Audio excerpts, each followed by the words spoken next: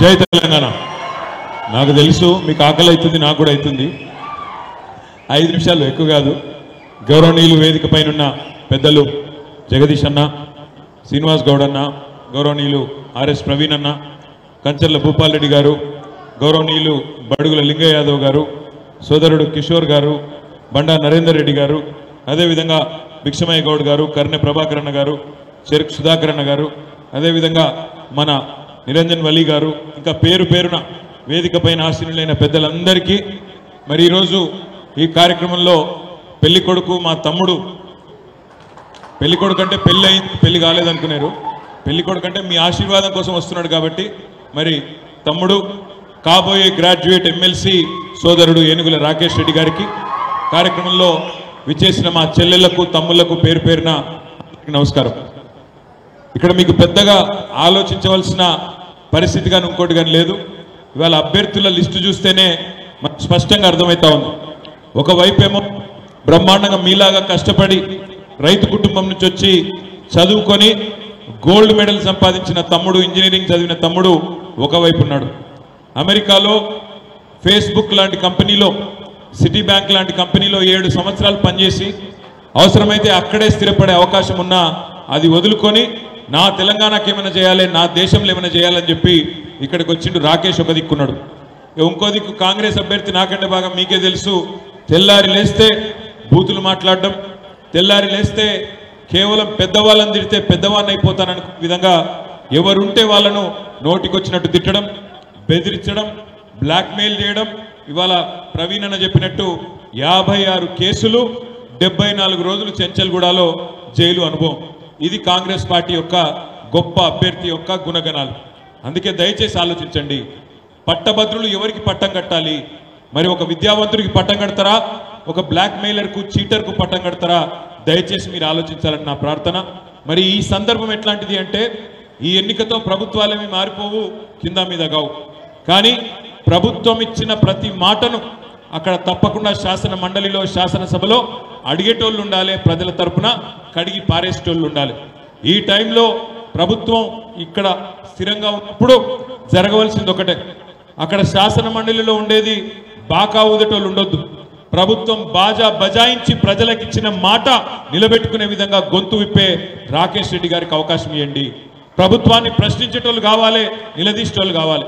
నిన్న కేబినెట్ నిర్ణయం తీసుకున్నది. ఏమంటున్నది కేబినెట్?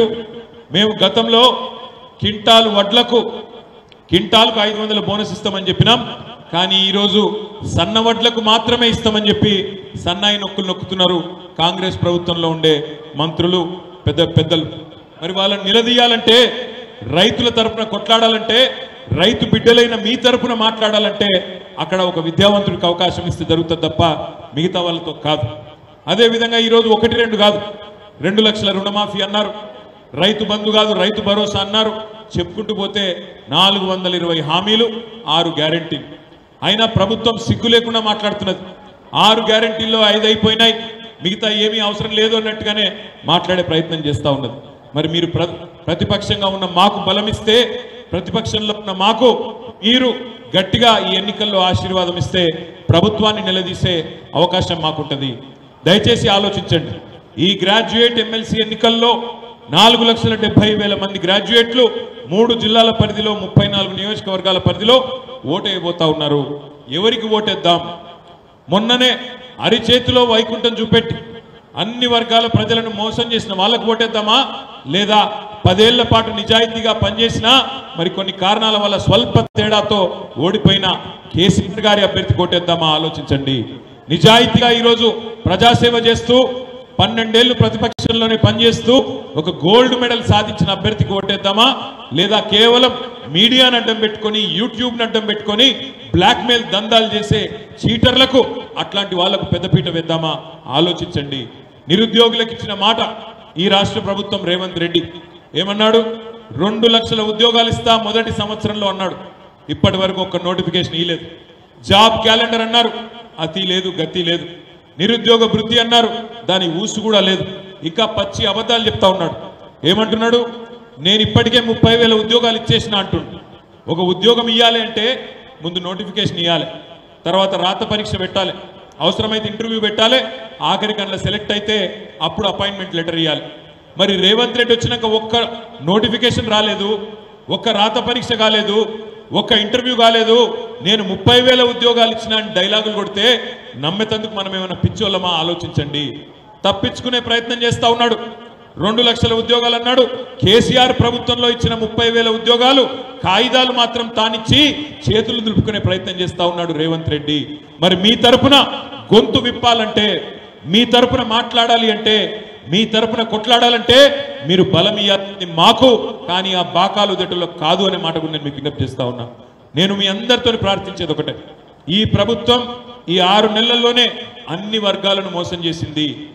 రైతులను, మహిళలను, నిరుద్యోగులను, పెద్ద మనుషులను అందరినీ కూడా మోసం చేసిన ప్రభుత్వం. 5 నెలల్లోనే 5 సంవత్సరాల అపఖ్యాతిని మూటగట్టుకున్న ప్రభుత్వం రేవంత్ రెడ్డి గారి ప్రభుత్వం. ఇప్పటికీ మేము చూస్తా ఉన్నాం, పార్లమెంట్ ఎన్నికల్లో చూస్తున్నాం, ఇతర సందర్భాల్లో కూడా ప్రజలను కలిసినప్పుడు స్పష్టంగా కనబడతా ఉంది. తినే పల్లెంలో అనవసరంగా మన్ను పోసుకున్నాం, బ్రహ్మాండంగా ఉన్న పరిస్థితిని చెడగొట్టుకున్నాం అనే మాట ఇవాళ సర్వత్రా వినబడతా ఉన్నది. అందుకే మిమ్మల్ని ప్రార్థించేది, మిమ్మల్ని రిక్వెస్ట్ చేసేది, చదువుకున్న విద్యావంతులైన మా చెల్లెళ్ళు, తమ్ముళ్ళు అందరూ కూడా మే 27 నాడు ఆలోచించి ఓటేయండి. ఆగం కాకండి. ఏదో హడావుడిగా ఆర్భాటంగా ప్రచారం చేయంగానే ఆగం కావద్దు. ఎవరి వల్ల మనకు లాభం జరుగుతుంది, ఎవరి గొంతు శాసన మండలిలో వినిపిస్తే మనకు రేపు న్యాయం జరుగుతుంది అనే ఆలోచన ఉండాలి. శాసన మండలి పెట్టిందే, ఒకవేళ శాసనసభ ఏమైనా ఏకపక్ష నిర్ణయాలు తీసుకున్నా, ప్రభుత్వాలు ఏకపక్ష నిర్ణయాలు తీసుకున్నా, శాసన మండలి అనేది బ్యాలెన్స్ కోసం, సమతుల్యత కోసం రేపటి రోజున అవసరమైతే అక్కడ ఉండే సభ్యులు ప్రభుత్వాన్ని నిలదీసేందుకు, నిగ్గదీసేందుకే గ్రాడ్యుయేట్లకు, టీచర్లకు, అదేవిధంగా లోకల్ బాడీల్లో ఉండే ఎంపీటీసీలు, సర్పంచులు, జెడ్పీటీసీలు, కౌన్సిలర్లకు మీ అందరి వేదన, మీ అందరి వాదన అక్కడ సమర్థవంతంగా వినిపించేందుకే శాసన మండలి పెట్టింది.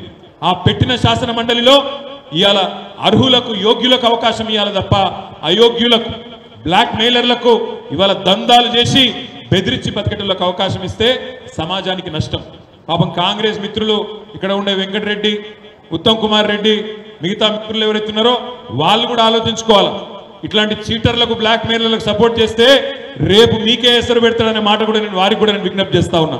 కాంగ్రెస్ మిత్రులు కూడా ఆలోచించుకోవాలి, కాంగ్రెస్ కార్యకర్తలు కూడా ఆలోచించాలి. సమాజానికి పెట్టిన చీడ పురుగులు లాంటి ఇట్లాంటి బ్లాక్ మెయిలర్లను, ఇట్లాంటి దొంగలను, 56 క్రిమినల్ కేసులు ఎదుర్కొంటున్న వాళ్ళను ఏ రకంగా కాంగ్రెస్ పార్టీ అభ్యర్థిగా ప్రకటించిందో కూడా ఆలోచించాలి. ఇవాళ సన్నవడ్లకు బోనస్ ఇయ్యం, ఇదివరకు చెప్పింది బోగస్ అని చెప్పి ఇవాళ కాంగ్రెస్ పార్టీ స్పష్టంగా ప్రకటించింది. అసలు తెలంగాణలో పండించేదే దొడ్డు వడ్లు, 80-85% వడ్లు మన దగ్గర పండేటియే దొడ్డు వడ్లు. ఆ దొడ్డు వడ్లకు మేము బోనస్ ఇయ్యం కానీ సన్నవడ్లకు ఇస్తామని చెప్పి సన్నాయి నొక్కులు నొక్కుతున్న సన్నాసి కాంగ్రెస్ ప్రభుత్వానికి బుద్ధి చెప్పాలి అంటే గ్రాడ్యుయేట్లు దయచేసి 27 తారీఖు నాడు గొంతు విప్పాలే, తప్పకుండా మీ తీర్పునియ్యాలి. మిమ్మల్ని 2 లక్షల ఉద్యోగాలని మోసం చేసినందుకు తప్పకుండా తీర్పునివ్వాలి. మెగా డిఎస్సి అన్నారు, 50,000 ఉద్యోగాలు అన్నారు, దాని ఇప్పటివరకు అతి లేదు, గతి లేదు. ఇంకా చెప్పుకుంటూ పోతే 1-2 కాదు. పరీక్షకు ఫీజులే పెట్టమన్నారు, కానీ మొన్న టెట్ పరీక్ష పెడితే కేసీఆర్ గారు ఉన్నప్పుడు 400 రూపాయలు ఉంటే ఇవాళ దాన్ని 2,000 రూపాయలు చేసినారు, 5 రెట్లు పెంచినారు. అంటే ఓడ మీద ఉన్నప్పుడు ఓడమల్లన్న, ఒడ్డుకెక్కంగానే బోడమల్లన్న అన్నట్టు అధికారంలోకి రాగానే గద్దె మీద కూర్చోగానే నిజరూపం చూపెడుతున్నది కాంగ్రెస్ పార్టీ. అట్లాంటి కాంగ్రెస్ పార్టీ మీద పట్టభద్రులు తప్పకుండా గలమెత్తాలే. మరి మీ తరఫున మంచి వ్యక్తికి పట్టం కట్టి రాకేష్ రెడ్డికి తప్పకుండా శాసన మండలికి పంపాలని కోరుతూ, 3వ నంబర్లో ఉన్నది రాకేష్ రెడ్డి గారి పేరు ఏనుగుల రాకేష్ రెడ్డి అని, దాని పక్కనే బాక్స్ ఉంటది. ఆ బాక్స్ లో ఒకటే ఒక్క నిలువు నామం నెంబర్ 1 ఫస్ట్ ప్రయారిటీ ఓటేసి దయచేసి గెలిపించండి అని పేరున మనస్ఫూర్తిగా మిమ్మల్ని రిక్వెస్ట్ చేస్తూ, మరి ఇంత ఆలస్యంగా వచ్చిన ఓపికగా ఉన్న మీ అందరికి కూడా పేరున నమస్కారాలు, ధన్యవాదాలు. జై తెలంగాణ.